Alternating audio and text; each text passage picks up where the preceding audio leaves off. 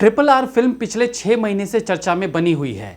कारण है फिल्म के डायरेक्टर, इनके बड़े star cast and of course film का भारी भरकम बजट। इसी वजह से देश भर में ट्रिपल आर को लेकर हल्ला मचा हुआ है। तो हम ट्रिपल आर के इन्हीं कुछ मेन रीजंस पर बात करेंगे कि ये फिल्म इतनी चर्चा में क्यों है, और सबसे मेन चर्चा का विषय रहेगा कि क्या दक्षिण भारतीय फिल्में भी अपना वजूद खोकर हिंदी सिनेमा यानी बॉलीवुड की राह पर चल पड़ी है। वेलकम टू पलट तेरा ध्यान किधर है।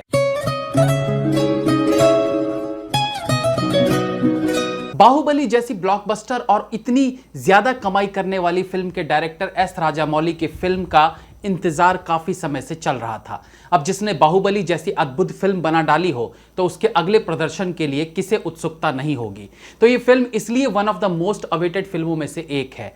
अब ट्रिपल आर के रूप में राजामौली एक और पीरियड ड्रामा फिल्म लेकर आ रहे हैं जो न केवल हाई बजट फिल्म है बल्कि यहां साउथ के सुपरस्टार से लेकर हिंदी सिनेमा के बड़े नाम जैसे अजय देवगन और आलिया भट्ट भी नजर आने वाले हैं। इन दिनों ट्रिपल आर के प्रमोशन के लिए एस राजामौली और उनकी पूरी स्टार कास्ट न केवल महानगरों में घूम रहे हैं बल्कि छोटे छोटे शहरों में जाकर भी लोगों को इस फिल्म को देखने के लिए प्रोत्साहित कर रहे हैं। बचपन से सुनते आ रहे हैं कि इंसान को आगे बढ़ना चाहिए लाइफ में, पीछे नहीं। एक लड़का जब किसी कंपनी को ज्वाइन करता है तो वो वहां अपनी तरक्की चाहता है। सेल्समैन से सीनियर सेल्समैन, फिर मैनेजर, सुपरवाइजर, यानी उसे ग्रोथ चाहिए। ऐसा तो नहीं सुना होगा आपने कि मैनेजर के रूप में ज्वाइन किया फिर धीरे धीरे सेल्स एग्जीक्यूटिव बन गया। तो फिर साउथ फिल्म मेकर्स ऊपर से नीचे की तरफ क्यों आ रहे हैं? इन दिनों हिंदी सिनेमा यानी बॉलीवुड फिल्मों का पैसा कमाने का सबसे बड़ा हथियार क्या है?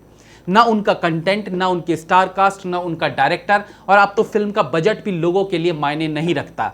मायने रखता है तो केवल फिल्म का प्रमोशन। इस प्रमोशन के लिए यहां लोग क्या नहीं करते, अपनी विचारधारा के विपरीत बयान देने लगते हैं, भेष बदलकर सड़कों पर घूमते हैं, क्विज प्रोग्राम्स रखे जाते हैं, बड़े बड़े इवेंट्स किए जाते हैं, बड़े बड़े टीवी शोज में जाकर वहां एक्टर्स नाचते हैं, कभी गाते हैं, ना चाहते हुए भी कंटेस्टेंट्स की तारीफ करनी पड़ती है। और ये सब क्यों होता है? सिर्फ अपनी फिल्म के प्रमोशन के लिए। दीपिका पादुकोण तो छपाक फिल्म के दौरान उस पीड़ित लड़की के साथ बहुत सा समाज सेवा करती हुई दिखी, और ये सब सिर्फ फिल्म के प्रमोशन के लिए। यानी इन्हें अपनी फिल्म बेचनी है, उसके लिए ये कुछ भी करेंगे। अब आते हैं साउथ फिल्म इंडस्ट्री पे, जहां मगाधीरा से मक्खी तक और अखंडा से लेकर बाहुबली और पुष्पा फिल्म तक ये जितनी ब्लॉकबस्टर फिल्में रही हैं, इनके प्रमोशनल इवेंट्स आपने कभी नहीं देखे होंगे। इन सब फिल्मों के एक्टर्स, डायरेक्टर्स को आपने कपिल शर्मा शो या सिंगिंग रियलिटी शो या बिग बॉस या कौन बनेगा करोड़पति के सेट्स पर नाचते गाते नहीं देखा होगा। लेकिन ये फिल्में मील का पत्थर साबित हुई। इन्हीं फिल्मों से साउथ फिल्म इंडस्ट्री को महान फिल्म का दर्जा मिला। इन्हीं फिल्मों के कारण हिंदी भाषी ऑडियंस को इनकी वैल्यू पता चली कि रिलीज से पहले बिना शोर मचाए भी इनकी फिल्म रिलीज के बाद ऐसी सुनामी लाती है जिसके तले ठग्स ऑफ हिंदुस्तान जैसी बड़ी बजट की हिंदी सिनेमा फिल्में भी बह जाती हैं और किसी को पता भी नहीं चलता। आज एस राजामौली अपनी टीम के साथ गली मोहल्लों में घूम घूम कर प्रमोशन कर रहे हैं। क्या इसकी वाकई में जरूरत थी? अरे जब आपने बाहुबली बनाई थी तब कौन जानता था आपको? तब तो कोई प्रमोशन नहीं किया था।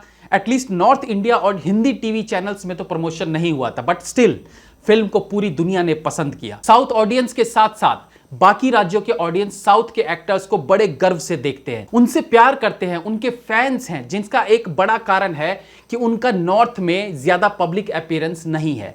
हम मानते हैं कि बिना प्रमोशन के भी उनकी जबरदस्त फैन फॉलोइंग के चलते उनकी फिल्में अच्छा बिजनेस करती हैं नॉर्थ में। लेकिन जिस प्रकार से अब ट्रिपल आर का रात दिन प्रमोशन चल रहा है वो कहीं ना कहीं खटक रहा है। कहीं ना कहीं ये साउथ के एक्टर्स की एक विशेषता पर, उनकी महानता पर एक दाग लग रहा है। आज जूनियर एनटीआर, रामचरण, एस राजामौली को सब जानते हैं क्योंकि इन्होंने इतनी बेहतरीन फिल्में बनाई हैं, वो भी बिना शोर शराबे के।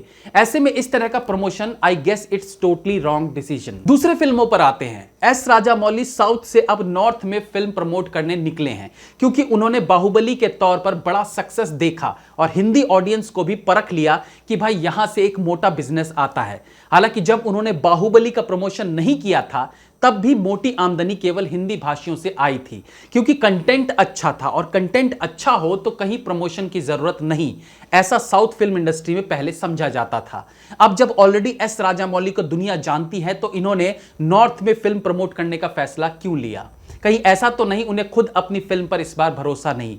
केजीएफ चैप्टर 1 की बात करते हैं।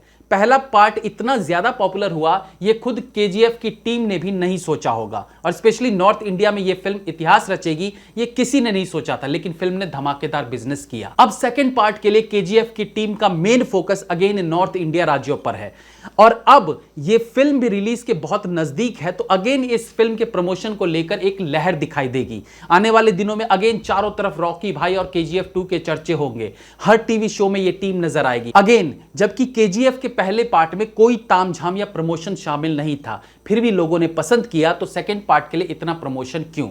सेम चीज पुष्पा फिल्म के लिए भी होने वाली है। पुष्पा के मेकर्स को भी हिंदी ऑडियंस से मोटी कमाई का स्वाद मिल चुका है, यही कारण है कि पुष्पा का दूसरे पार्ट भी बनाया जा रहा है, और दिसंबर में अगर फिल्म रिलीज होगी तो फिर से इनकी प्रमोशनल स्ट्रेटेजीज देखने लायक होगी। कहने का मतलब है इन सारी फिल्मों ने तब नाम शोहरत कमाया जब इन्होंने कोई प्रमोशन नहीं किया था, तो अब जब सब इन फिल्मों का ऑलरेडी वेट कर रहे हैं तो प्रमोशन का ढकोसला क्यों? मुझे लगता है ऐसा करने से इन एक्टर्स की फैन फॉलोइंग में बढ़ोतरी की जगह कमी ही आएगी।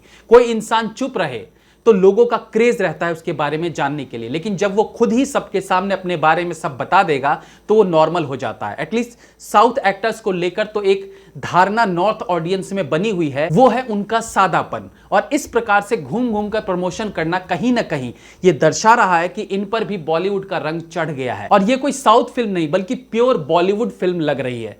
मैं जानबूझकर बॉलीवुड शब्द का इस्तेमाल कर रहा हूं। आप राधेश्याम फिल्म का एग्जाम्पल ले लीजिए। 350 करोड़ में बनी इस फिल्म से पहले प्रभास का जबरदस्त क्रेज था, वो भी बाहुबली फिल्म से, जिसके लिए उन्होंने कुछ खास प्रमोशन नॉर्थ इंडिया में नहीं किया था। लेकिन राधेश्याम के इवेंट्स हो रहे हैं, एक्टर्स हर बड़े टीवी चैनल्स पर अपीयर हो रहे हैं, उसके बाद भी फिल्म ने किसके सामने हथियार डाल दिए? उस फिल्म के आगे जिसका बजट था 14 करोड़ रुपए, यानी द कश्मीर फाइल्स। कंटेंट अच्छा हो तो शांति से फिल्म रिलीज करके बैठ जाइए, आपकी फिल्मों के बारे में बात करेंगे लोग, खुद आपकी फिल्म का प्रमोशन करेंगे, और ऐसा हो तो समझो आपके कंटेंट में दम है। द कश्मीर फाइल्स जो केवल 500-600 स्क्रीन पर रिलीज की गई थी, जिसके पहले दिन के कलेक्शन मात्र 3.5 करोड़ रुपए था, वो फिल्म 10वें दिन में अगर 200 करोड़ का आंकड़ा पार करती है, वो भी द कपिल शर्मा शो में जाए बिना, बिग बॉस में जाए बिना, रियलिटी शोज के मंचों पर किसी की फेक तारीफ किए बिना, तो ये अद्भुत है। ये बहुत अच्छा कंपैरिजन है RRR फिल्म का और द कश्मीर फाइल्स का, जहां दोनों फिल्में ना बजट में कहीं मेल खाती हैं। एक का बजट 400 करोड़ रुपए है तो दूसरे का बजट मात्र 14 करोड़ रुपए। RRR में जूनियर NTR जैसे स्टार कास्ट है, जिन्हें देखने के लिए एक बार 10 लाख लोग सड़क पर उतर आए थे, और द कश्मीर फाइल्स में स्टार्स नहीं एक्टर्स हैं, जहां अतुल श्रीवास्तव और पुनीत इस्सर जैसे कलाकार भी थे जो कोई बहुत बड़े नाम नहीं माने जाते, बट द कश्मीर फाइल्स ने इतिहास रच दिया बिना किसी प्रमोशन के। तो कहने का मतलब है लोग आपकी फिल्म को पसंद करेंगे बशर्ते कि कंटेंट अच्छा हो। बाकी आप कितना भी ढिंडोरा पीटकर बोलोगे कि हमारी फिल्म में ये है वो है, कोई फर्क नहीं पड़ने वाला। जिस तरीके से इलेक्शन से पहले सभाओं में नेताओं के लिए लाखों की भीड़ उमड़ती है, लेकिन उन्हें वोट देने उनमें से 1000 भी नहीं आते, उसी प्रकार से प्रमोशनल इवेंट्स में आपको देखने सब आएंगे, लेकिन इनमें से कितने आपकी फिल्म का टिकट लेंगे इसकी कोई गारंटी नहीं है।